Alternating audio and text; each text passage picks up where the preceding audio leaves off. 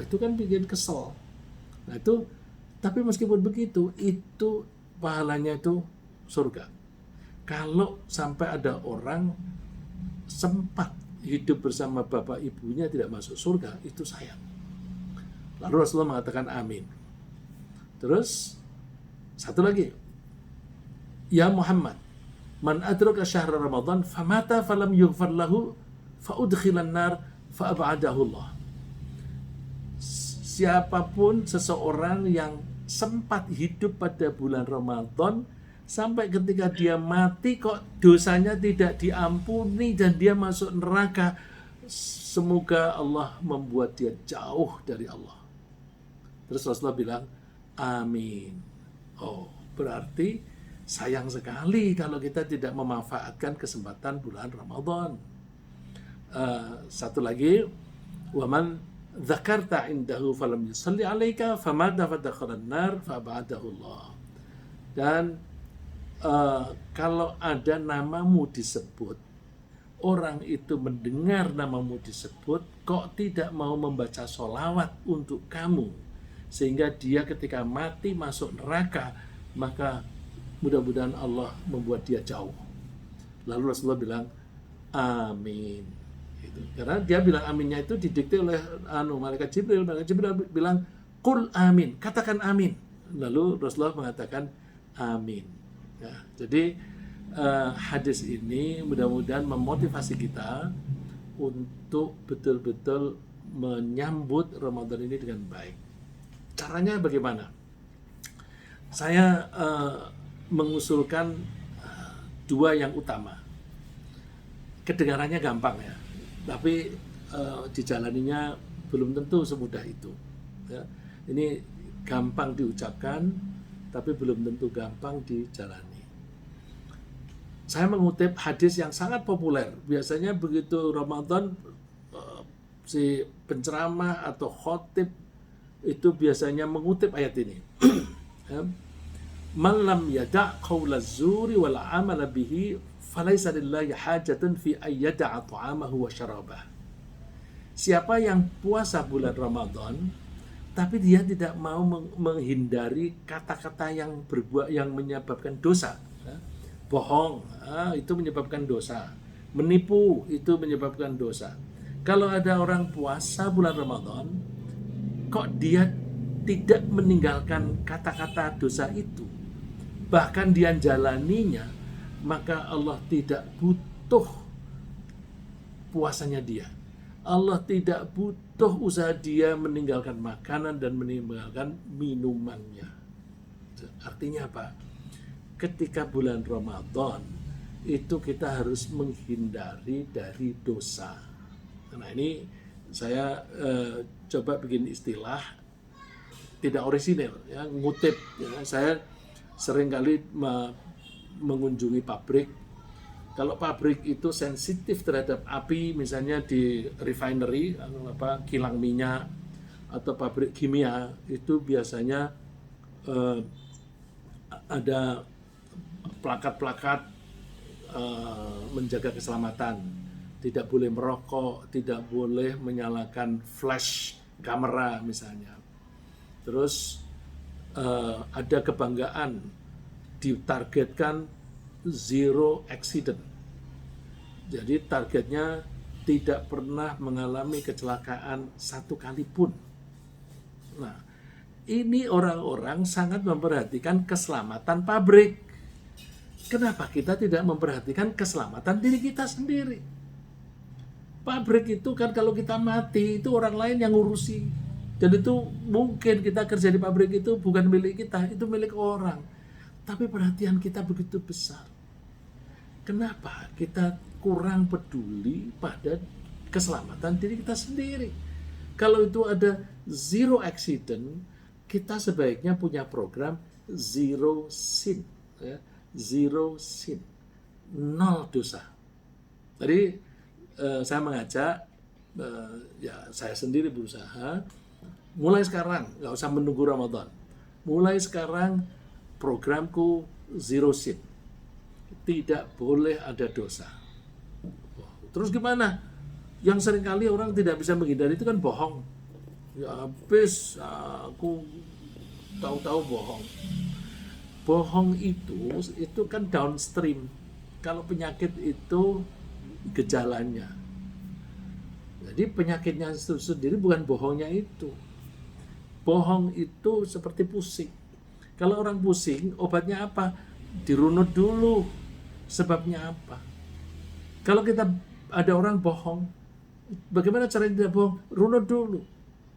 Misalnya, kalau ada seorang laki-laki, ada istrinya nunggu di rumah, tapi dia setelah pulang kerja, makan-makan dulu sama wanita lain, ngobrol, menikmati ngobrol dengan wanita lain. Maka ketika pulang, dia ditanya, kok sampai malam? Kecenderungannya kan bohong. Oh iya, tadi lembur. Nah, kalau kebetulan istrinya telepon ke kantor, oh suami ibu sudah pulang dari tadi, sudah 2 jam yang lalu. Loh, kok nggak ada? Sampai di rumah dibilang lembur. Lah, lembur apa? Itu berarti bohong. Nah kalau ditanya, kok kamu bohong sih sama istrimu? Lah habis kalau aku nggak bohong nanti perang. Lalu dia menganggap bohongnya itu terpaksa. Nah, oke lah, anggap bohong itu terpaksa. Kita kalau mau mengobati bohongnya itu, dirunut. Kenapa dia bohong? Bohongnya itu karena dia telah berperilaku menyimpang. Kenapa dia tidak segera pulang? Kenapa dia bersantai-santai dengan wanita lain?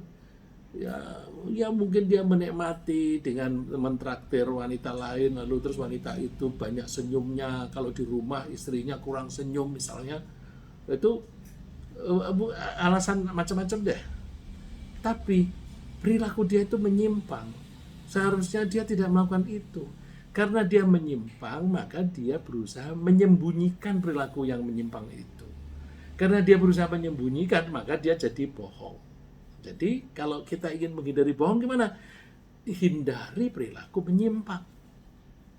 Perilaku menyimpang itu juga masih downstream, masih bawah. Upstreamnya apa? Di hulunya, di atas hulu ya. Di hulunya itu apa? Biasanya orang itu berperilaku menyimpang karena dia menuruti hawa nafsu. Kalau orang menuruti hawa nafsu, maka kecenderungannya hawa nafsu itu ngajak yang buruk. Yaitu nafsu birahi tadi misalnya. Ya kalau orang yang rakus, ya nafsu untuk mencuri. Jadi kalau orang itu tidak mampu mengendalikan hawa nafsunya sendiri, maka dia punya kecenderungan untuk berperilaku menyimpang. Kalau dia berperilaku menyimpang, maka mesti dia bohong. Maka bohong itu sebenarnya indikasi bahwa dia telah berbuat menyimpang. Nah, kalau kita puasa itu kan kita nahan makan, nahan minum, nahan hubungan seks misalnya itu. Itu kalau kita coba merujuk kepada teorinya Abraham Maslow. Abraham Maslow itu kan membagi kebutuhan manusia itu ada yang bilang 5, ada yang bilang 8 gitu ya. Tapi dia membuat kebutuhan itu berhierarki. Dari yang paling bawah, yang paling penting, yang paling pokok, kepada yang kurang pokok, kepada yang kurang lagi, kepada yang kurang lagi. Yang paling bawah adalah kebutuhan biologis. Berbiologis itu antara lain makan, minum, dan berhubungan. Itu yang paling bawah. Menurut dia, orang kalau kebutuhan yang paling bawah ini belum terpenuhi, maka orang itu belum punya kecenderungan mengejar kebutuhan yang di atasnya. Kebutuhan di atasnya itu misalnya kebutuhan bersosialisasi. Nah, kebutuhan bersosialisasi itu termasuk kunjung-mengunjung. Nah, kadang-kadang kita salah paham. Terutama orang-orang yang kaya. Dia mengharap saudara-saudaranya yang miskin itu datang. Udah miskin, sombong. Semuanya kenapa? Nggak pernah mau datang. Jangan gitu dong. orang miskin itu boro-boro yang penting kan bagi mereka itu makan. Makan itu lebih penting. Kalau untuk makan saja susah, ngapain membelanjakan uangnya untuk ongkos kendaraan ke sana. Ditambah lagi gengsi, aku nanti ke sana dikirain aku mau minta duit gitu. Jadi kita yang kebetulan mempunyai penghasilan atau mempunyai harta yang lebih, yang mengalah mengunjungi yang kurang, bukan lalu menunggu mereka yang datang. Jadi kalau kita punya kelebihan pada bulan Ramadan, kita cari saudara-saudara kita yang kekurangan, kita datengin, kalau lalu sedekah kita berikan kepada mereka untuk menolong. Jangan menunggu mereka datang gitu. Ya. Jadi kesempatan yang pertama, cara pertama untuk memanfaatkan Ramadan ini adalah program Zero Sin, 0 dosa. Dimulai dengan menahan hawa nafsu. Ya. Kalau kita bisa menahan nafsu makan, minum, dan berhubungan, berarti menurut Maslow, kalau dia mampu menahan kebutuhan yang paling primer, asumsinya bisa menahan kebutuhan yang di atasnya. Karena ya dia yang pokok saja bisa nahan diri gitu. Ya, jadi ini saya kira penting. Terus nomor 2, kita manfaatkan waktu sehari 24 jam itu seluruhnya untuk ibadah. Bagaimana mungkin kita bisa beribadah 24 jam? Begini, kita itu setiap hari itu kan ada makan, minum, bekerja, sholat, ke toilet dan sebagainya. Nah, kita usahakan semua yang kita lakukan itu ada pahalanya. Mungkin nggak itu? Mungkin. Ya, salah satu caranya begini. Kalau kita pinjam hukum fikih, di fikih itu kan hukum dibagi 5. Wajib, sunnah, mubah, makruh, dan haram. Saya kira semua masih ingat. Saya hanya sekedar mengingatkan, merefresh saja. Wajib itu kalau kita jalani dapat pahala, kalau kita tinggalkan dosa.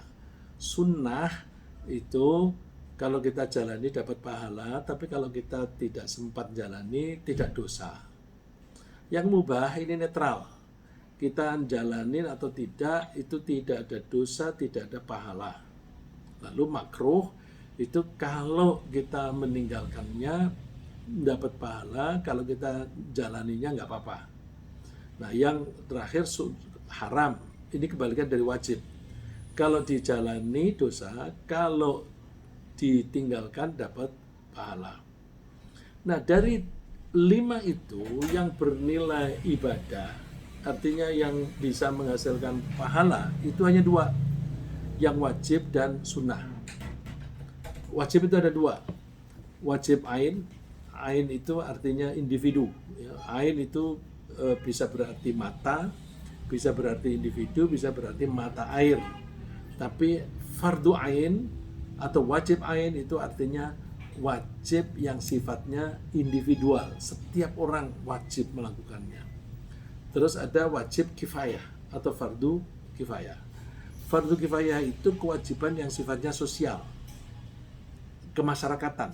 Jadi kalau ada 1, 2 atau berapa anggota masyarakat sudah melaksanakan itu, maka yang lain-lain tidak berdosa. Tapi kalau belum ada yang menjalani, maka semuanya ikut dosa. Itu fardu kifayah. Lalu yang kedua yang bernilai ibadah itu sunnah. Sunnah ada 2 menurut ahli fikih. 1 sunnah muakkadah, 1 lagi sunnah ghairu muakkadah. Sunnah muakkadah itu yang dianjurkan oleh Rasulullah dan Rasulullah sendiri menjalaninya, tapi kadang-kadang tidak dilakukan. Kadang-kadang Rasulullah tidak melakukannya, tapi tidak melakukannya sejarah, lebih sering jalani. Bahwa Rasulullah pernah meninggalkan, berarti bukan wajib. Tapi bahwa Rasulullah itu menekuninya, berarti itu sunnah yang sangat dianjurkan. Nah, sangat dianjurkan itu bahasa Arabnya muakkadah. Nah, ada yang Rasulullah menganjurkan, tapi ya kadang-kadang Rasulullah jalani, kadang-kadang tidak. Nah, itu sunnah biasa atau disebut sunnah yang bukan muakkadah. Nah, kita usahakan apapun yang kita lakukan itu hukumnya kalau nggak wajib ya sunnah. Bagaimana bisa begitu? Begini, kita makan atau minum karena apa? Kalau hanya karena insting, kenapa kamu makan? Lapar. Loh, orang lapar makan, itu insting, nggak usah pakai akal juga bisa. Kucing itu kalau lapar ya makan. Kalau haus ya minum. Itu instinktif.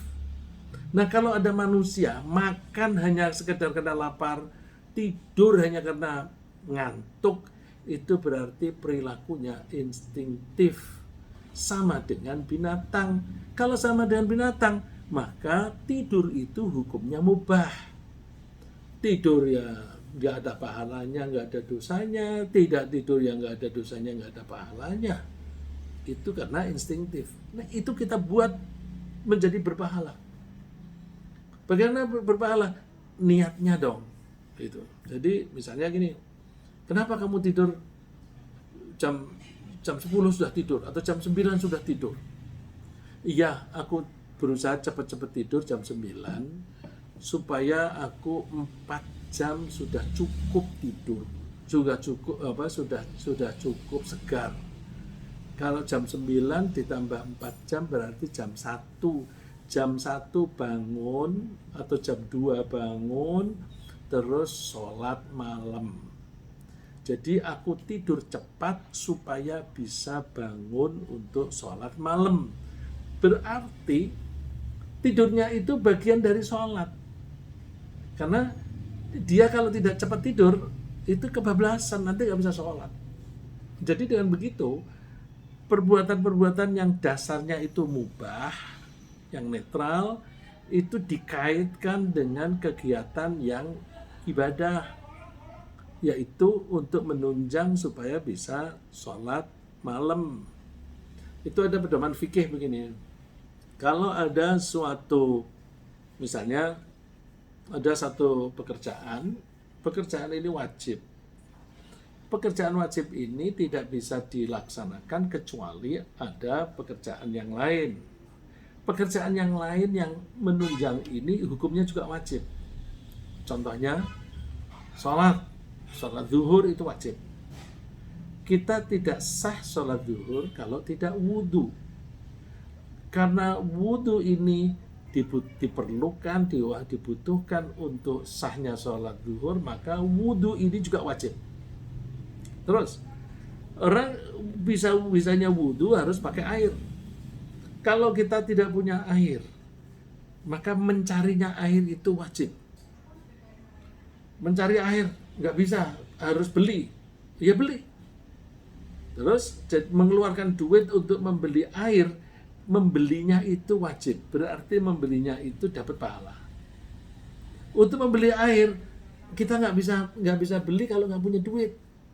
Jadi misalnya kita nggak punya duit, terus ada orang punya air, Pak, minta airnya Pak.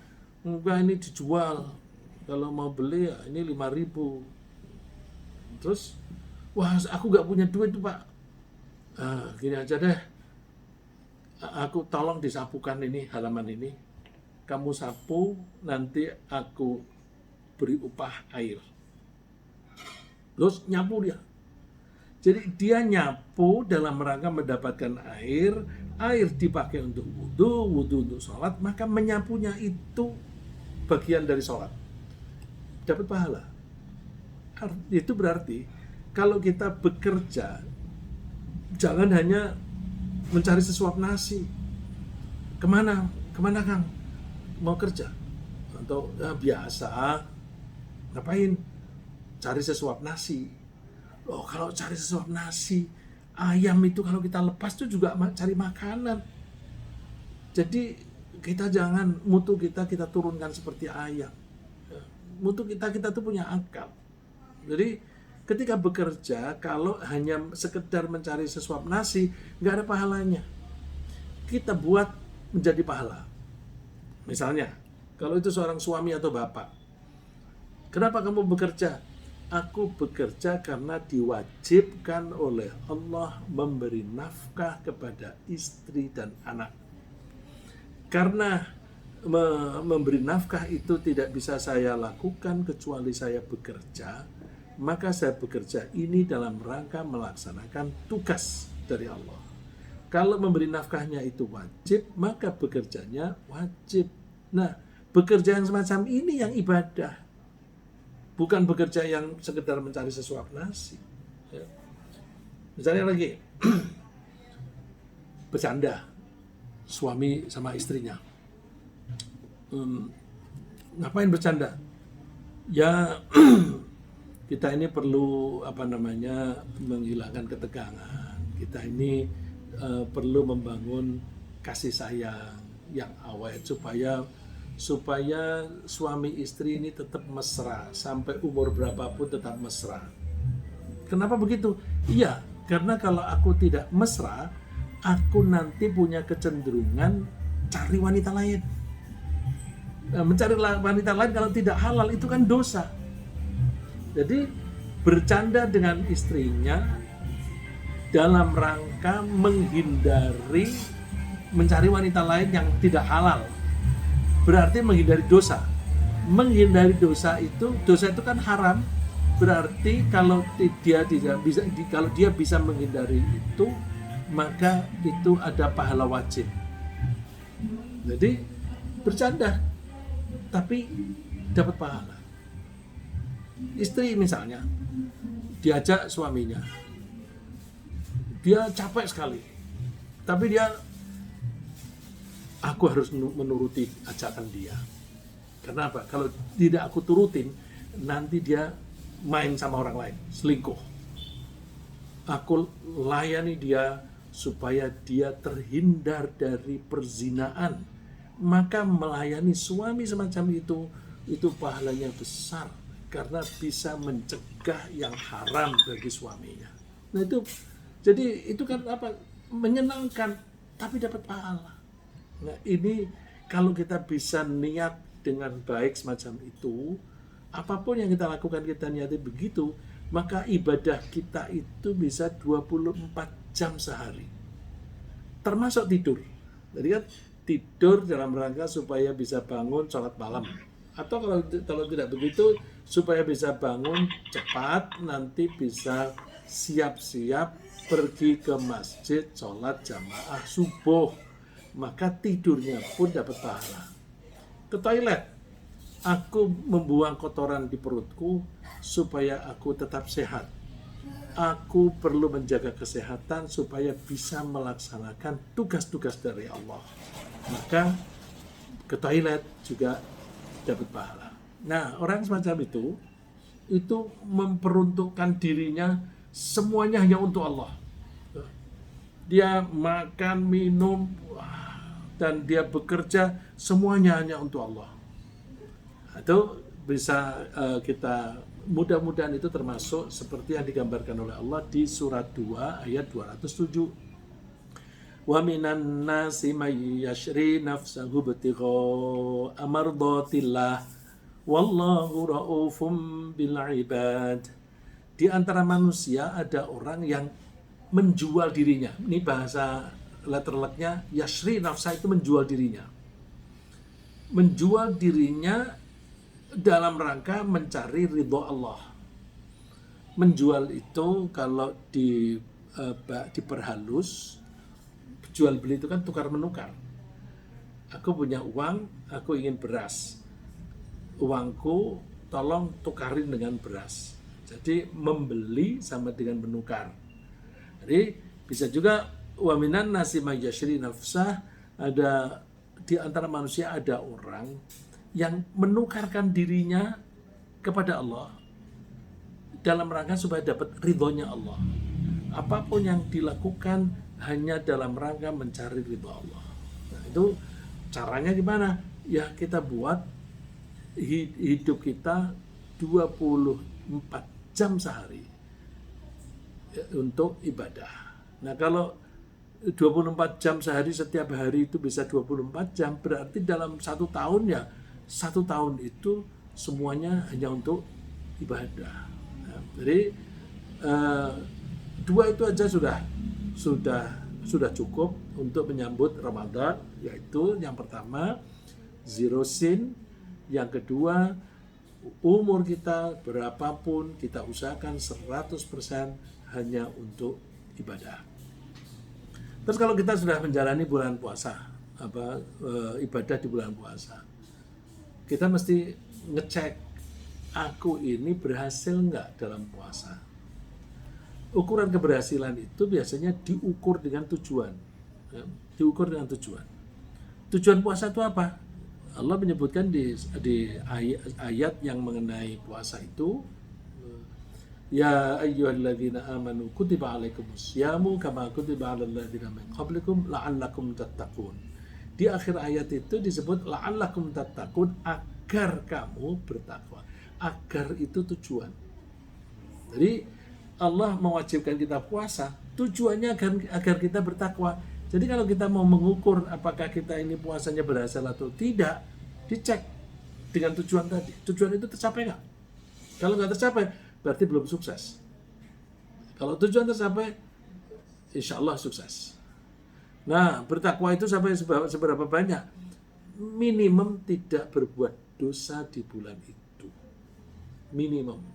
Nah, terus yang lebih bagus adalah banyak pahala yang kita produksi. Itu bertakwa. Terus itu tadi puasa kan tujuannya untuk agar kita bisa menjadi orang yang bertakwa. Coba, sesuatu itu kan terjadi, dalam hal ini Allah menugasi kita puasa, tujuannya takwa, sebabnya apa? Sebab ini perlu kita pelajari supaya kita bisa tugas itu perlu kita pelajari supaya kita mohon maaf ini tiba-tiba listrik di rumah padam mati. Tapi Bapak-bapak Ibu bisa dengar saya ya? Halo? Halo? Halo Bapak Ibu mendengar saya? Halo? Halo?